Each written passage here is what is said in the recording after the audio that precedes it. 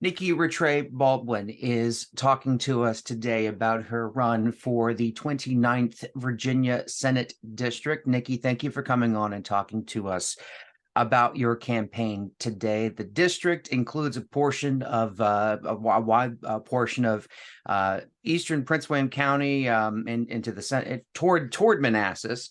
Does it include Manassas as well? The districts have all been redrawn. I'm sorry. Does it still include Manassas?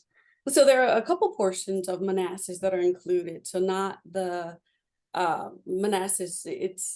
The lines are drawn So we're very looking in the Manassas interesting. area, southeast to Woodbridge, and then you have a portion of northern Stafford County as well in that district. I want to start by asking you about yourself, who you are as a candidate, your family, and kind of how you got into wanting to run for this particular seat. So please tell us about yourself.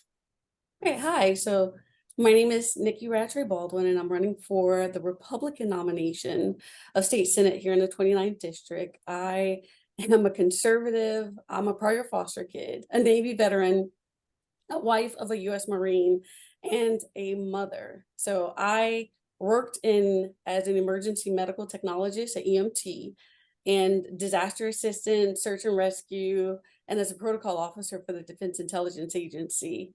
I earned my bachelor's degree with a focus on psychology and a master's degree in public administration. So I got into this because actually, really, I never had any intention on running for office. My husband ran for delegate back in 2021 against Elizabeth Guzman. And I looked and I saw how nasty politics was. I said at that point in time, there is no way I'm ever doing this, not a chance. And then working with the DAV, Disabled American Veterans, I was their legislative benefits protection person, as well as their adjutant. And I came across a forum that said, Elizabeth Guzman. I'm like, wait, she's my current delegate. And she said that she was going to enact legislation to criminalize parents for not affirming their child's gender identity. And I was like, wait, what? That can't be, because, like, really, I understand the need to protect these children, all children, right? But when it comes to that, I was a foster kid, so for me, the thought the thought of saying, hey, she's this is crazy, of her potentially subjecting kids to the foster system because she wants to force parents into submitting to the left's agenda. And I hate to say, left versus right, Democrat versus Republican, but this is an agenda, and that caused more division. It infuriated me. And she told Um, that to Nick Minock at WJLA Channel 7 in Washington, D.C., and that she would, in fact, introduce legislation in the 2023 session that if a parent did not affirm their child's gender identity, whatever it happened to be at that point, that the parent would face a potential visit from Child Protective Services. And And the go funny ahead. thing is, because she went back and she said, no, that's not what I meant by it. Right. And she went in and did a follow-up interview that said the same thing. Right. And I She said, denied this it, is, and then when cast shade on Nick Minock's reporting, and WJLA stood by that story the entire time. Well, so let me ask you this: your family, you are happily married for how long? yes, I've been married for 13 years. This year is 13. I've known my husband for 15. I had just gotten out of the military and Marine, and it just, I'm a disabled veteran, so I thought that I was done with the military completely. And he just swept me off my feet. Like, he is my rock. He is my foundation. Like, I love my family, to include my foster family, my foster mom. I love them, and kind of family that I picked up along the way, because just because your biological family doesn't mean they're not biological. It doesn't mean that they're not family. So, like, my sister right now, She's going to be in a civil a civil uh, it's not a marriage because Civil she's marrying union? her girlfriend. So a civil union with her girlfriend on July 1st. And I'm so excited. I'm going to be like front row, and it's funny how they automatically say because you're a Republican, because I am a Republican, they think that you're intolerant and they call you bigoted and they call you all these names, and that's not true. That is the misconception that I'm actually running against. The common misconception is you're a Republican, so you're a racist, or you're a Republican, you're against this. And it's so like everyone has family, right? And your And family is getting larger, it sounds like. it is. I'm That's good. excited. That's Yes. good. Well, Yeah. good. And So your immediate family, you have children with your husband. How many, and what are their age ranges? so I have a 9-year-old, and he is going to the 5th grade this year. And I have my friends who they kind of gave me their kids. So like, hey, my practice kids.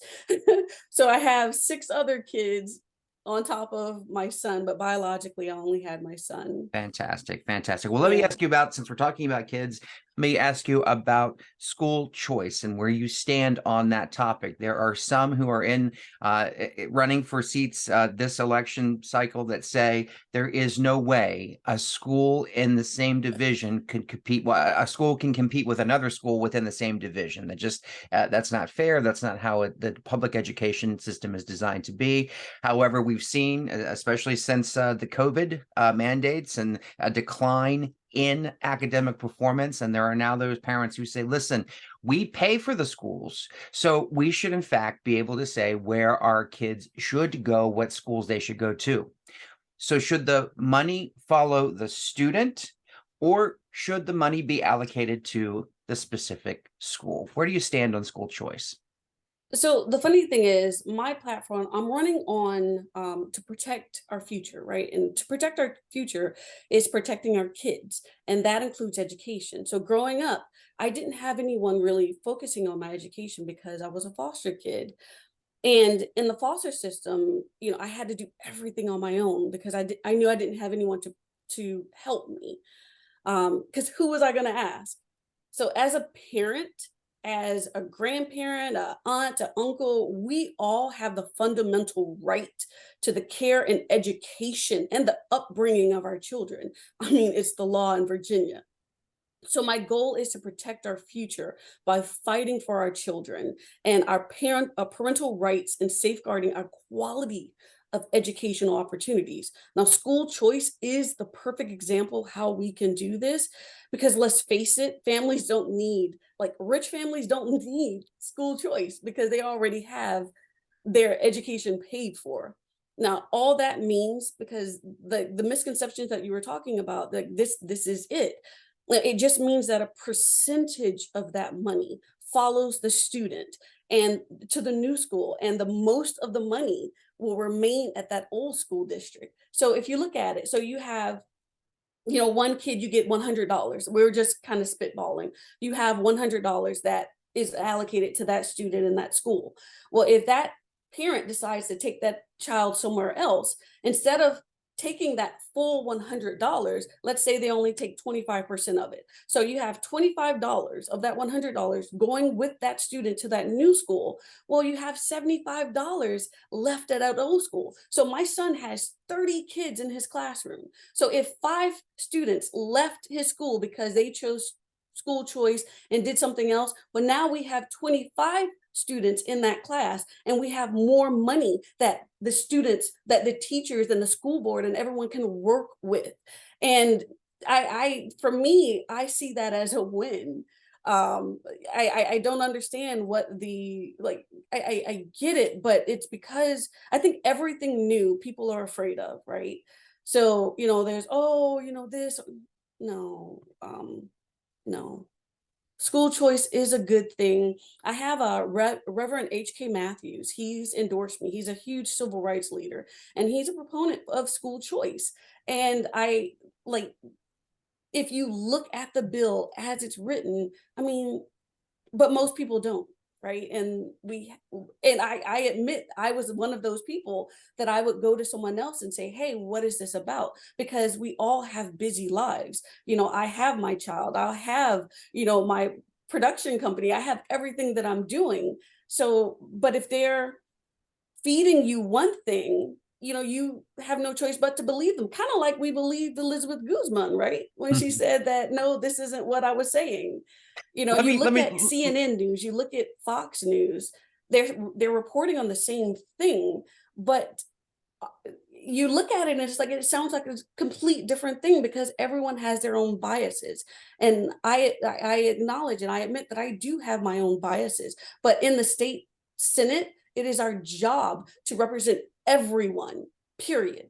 Let me switch gears now and talk a little bit about transportation. Transportation, always a big topic where we live. And Jeremy McPike, the incumbent on this seat, has been one of the big.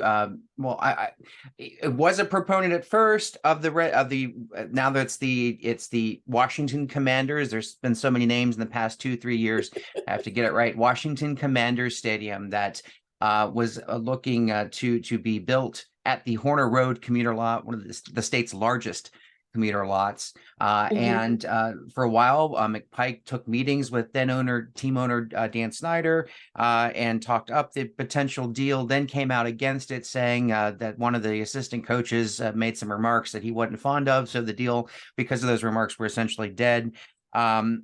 But the buzz on this stadium hasn't gone away, and it is squarely in the 29th district. So given the challenges for transportation that we have in the 95 corridor and public transportation, and then you put this into the mix, where would you stand on a Washington Commanders Stadium in Woodbridge in the 29th Senate District?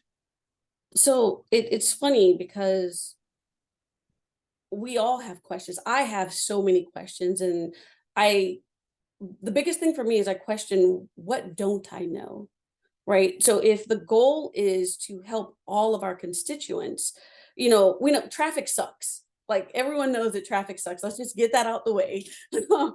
So does this mean expanding the express lanes on 95 to make them go two directions? No, are we talking, recognizing that the I-95 corridor from Washington to Richmond is the most critical corridor for interstate commerce in the mid-Atlantic region? I mean, freight rail can't cover everything that's needed to be transported. So having an expansive, efficient method of interstate highway transportation is essential to helping to reduce the costs.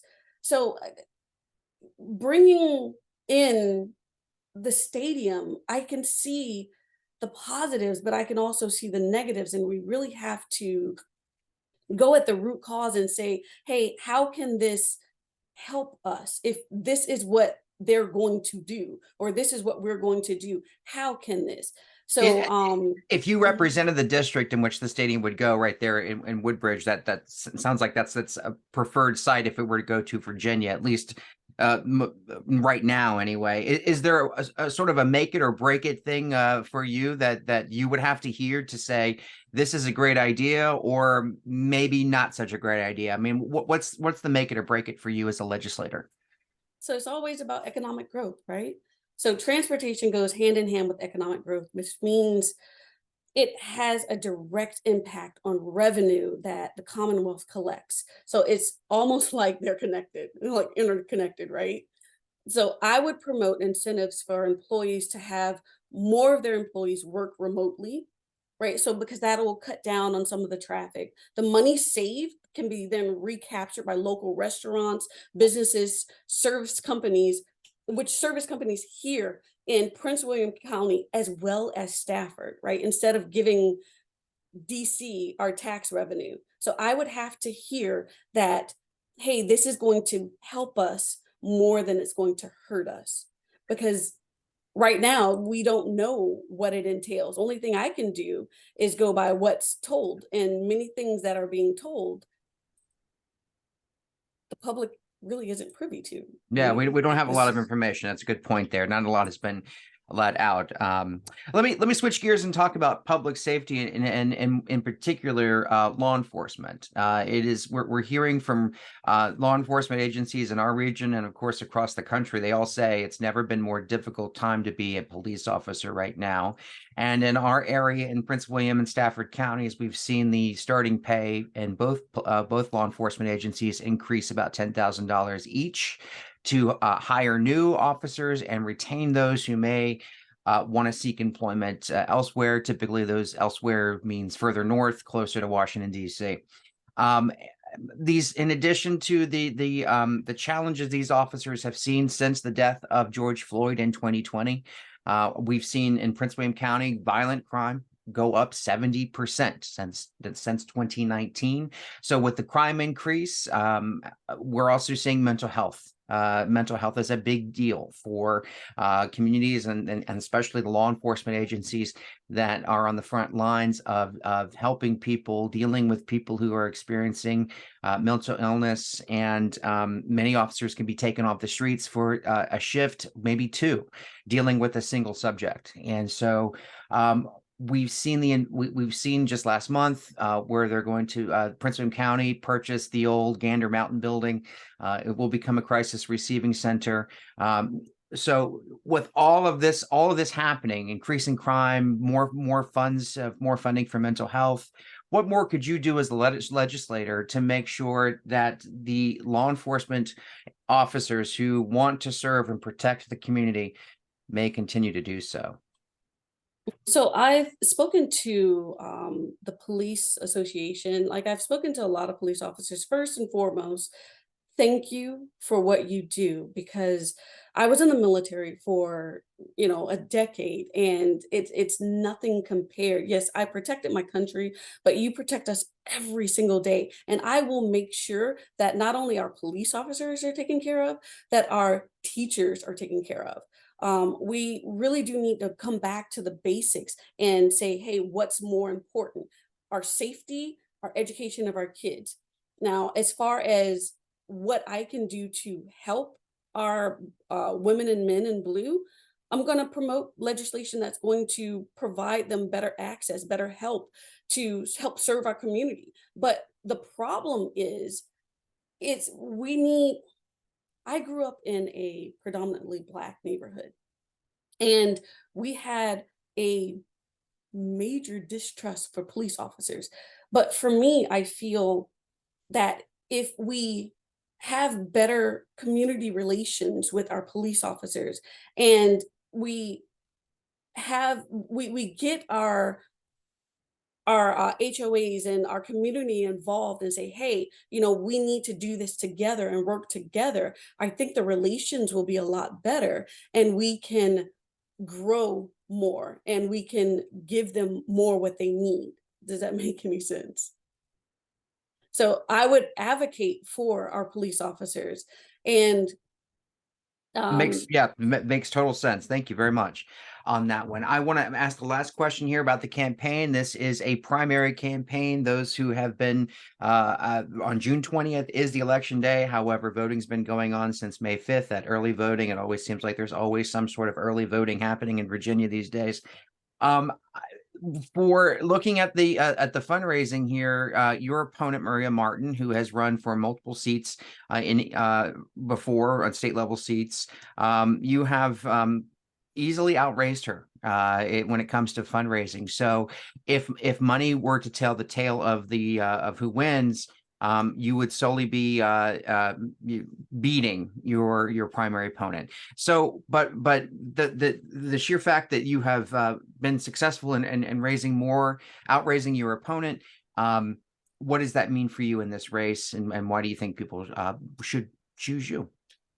so I'm not a politician, and unlike my Republican opponent, I am not a career candidate, right? Let's just be real. I'm a first time candidate. There are many things as far as campaigning that I do not know, and that's campaigning. But as far as the job, this is what I did. This is what I did in the military. This is what I did when working with the Defense Intelligence Agency. You know, so America was founded on the belief that everyone is created equally, right? We are a nation of immigrants, and where our differences are meant to make us stronger, a true melting pot. That is America, right? But America's foundation of faith is under attack. And I have a lifetime of service, and I have dedicated my life to serving our community and protecting the little guy. Now, as far as my opponent is concerned, I really don't care, right? Because this is about what I can do to help. And elections, if you're watching, if you're looking the difference between us, elections have consequences, right? We see the consequences of not paying attention, not doing our research, not voting in primaries to ensure bad politicians, people with bad intentions, crazy agendas stay out of office. We need more good people to take a stand. And there's a delicate balance between freedom and security. And we now, that we now struggle to maintain. And if you vote for me, Nikki Rattray Baldwin, for state senate, I will fight every day to protect you, to protect your rights, to protect your children. If you want a natural born fighter, I fought in foster care. I was raised in a children's shelter where I learned how to fight. And then the military helped me refine. So the shelter helped me fight for myself. The military helped me fight and learn how to fight for other people. So if you want someone that is going to protect you, no matter who you are, and let's not do this divisiveness and oh, race, gender, creed, color. No, it's not about that. We are all Americans. I will fight for every single one of you. And if you vote for me, that's what I'll do. We'll put your website in the description of this video. How can people find out more about the campaign? So it's nikkibaldwin.com. I have my Ballotpedia thing is already taken care of. Facebook, Twitter, Instagram, I'm all over the place. Fantastic. Fantastic. Well, Nikki Rattray Baldwin is running for Nikki Baldwin is fine. Nikki Baldwin. I've seen some campaign signs. I noticed all three names on the campaign sign. So Miss Baldwin is running for the 29th Senate District GOP nomination for that seat. Miss Baldwin, thank you for coming on and talking to us today about your campaign. Thank you so much for having me.